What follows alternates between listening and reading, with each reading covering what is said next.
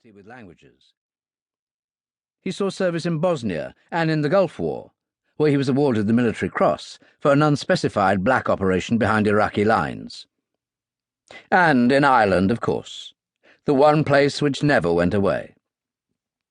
Hand in hand with his ability for languages was a flair for dialects. He spoke not with some stage Irish accent, but as if he were from Dublin, or Belfast, or South Armagh, which made him invaluable for undercover work in the continuing battle with the Provisional IRA. Because of the life he led, women figured little. The odd girlfriend now and then was all he had time for. The fear was real, the burden immense.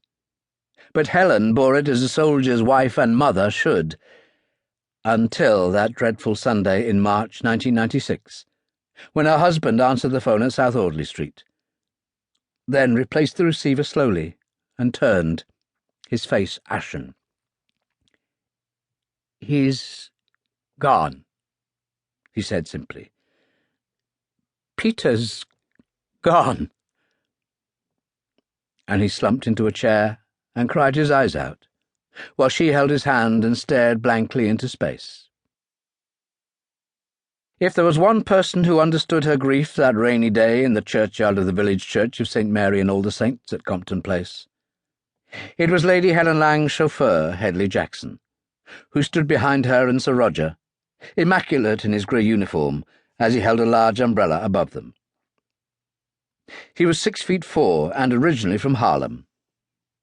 At the age of 18, he'd joined the Marine Corps and gone to Vietnam, emerging at the other end with a Silver Star and 2 Purple Hearts.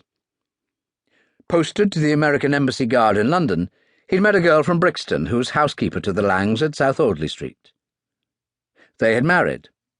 Hedley had left the service and been appointed the Langs' chauffeur, and they had lived in the spacious basement flat and had a child, a son. It was an ideal life for them. And then tragedy struck. Jackson's wife and son were involved in a multi-car pile-up in the fog on the North Circular Road, and were killed instantly.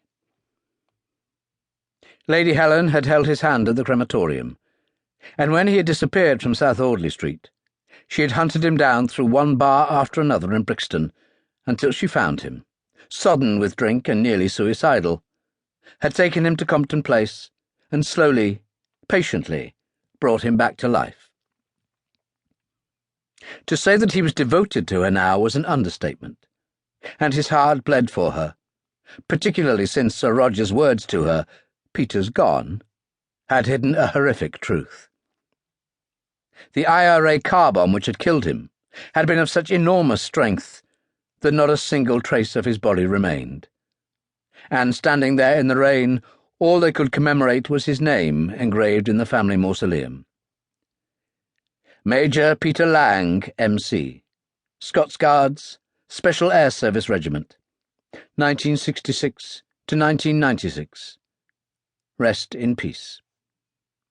Helen held her husband's hand. He had aged 10 years in the past few days. A man once spry and vigorous now seemed as if he'd never been young.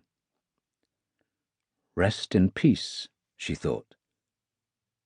But that's what it was supposed to have been for, peace in Ireland, and those bastards destroyed him. No trace. It's as if he's never been, she thought, frowning, unable to weep.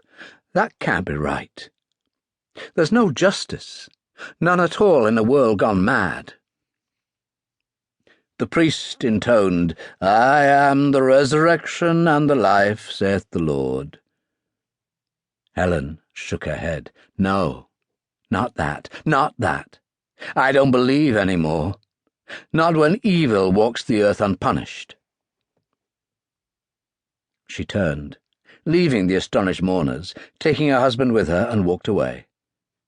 Hedley followed, the umbrella held over them. Her father, unable to attend the funeral because of illness, died a few months later, and left her a millionaire many times over. The management team that controlled the various parts of the corporation were entirely trustworthy, and headed by her cousin, with whom she'd always been close, so it was all in the family. She devoted herself to her husband,